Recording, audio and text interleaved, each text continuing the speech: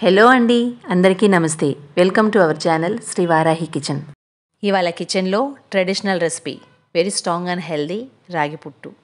పుట్టుని ఆవిరితో ఉడికిస్తాము కాబట్టి ఈజీగా డైజెస్ట్ అవుతుంది.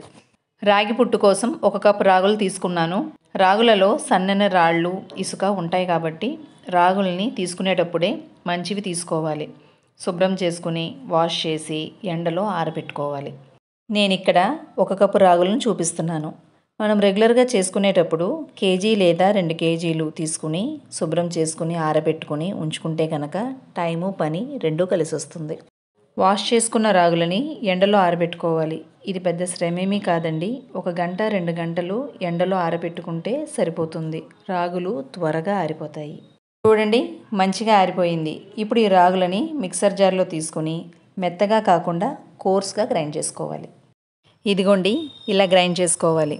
రాగి పౌడర్ని ఒక బౌల్లోకి తీసుకుని అందులో 1/2 టీ స్పూన్ సాల్ట్ యాడ్ చేసి కొంచెం వాటర్ యాడ్ చేస్తూ పిండిని కలుపుకోవాలి.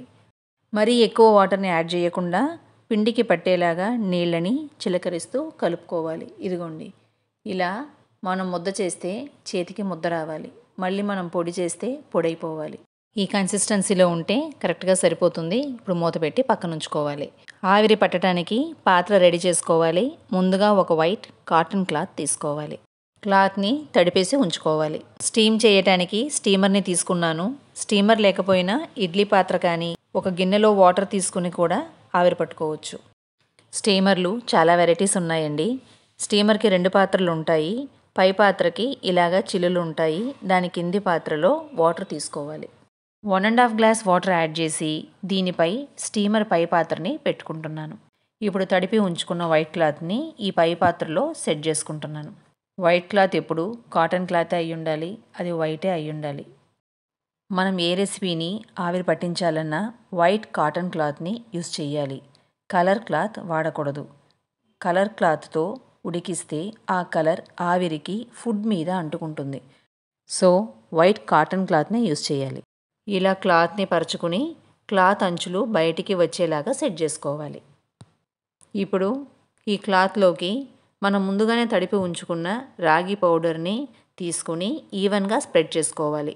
స్ప్రెడ్ చేసుకున్నాక ఈ అంచులని పౌడర్ మీదకి కవర్ చేసుకునేలాగా క్లోజ్ చేసుకోవాలి. మూత పెట్టేసుకుని 20 మినిట్స్ ఉడికించి స్టవ్ కట్టేయాలి. స్టవ్ ఆఫ్ చేశాక ఒక 5 నిమిషాలు వదిలేసి ఓపెన్ చేసి చూడాలి. మనం కలిపినప్పుడు ఉంచిన కన్సిస్టెన్సీకి డార్క్ కలర్లోకి వచ్చేస్తుంది. ఇలా చాక్లెట్ కలర్లోకి వస్తే పర్ఫెక్ట్గా ఉడికినట్లు. ఒక బౌల్లోకి దీన్ని తీసేసుకోవాలి. ఇందులోకి 1/2 కప్పు పచ్చి కొబ్బరి తురుము యాడ్ చేసుకుంటున్నాను. ఎండి కొబ్బరి అయితే ఇంకా హెల్దీ.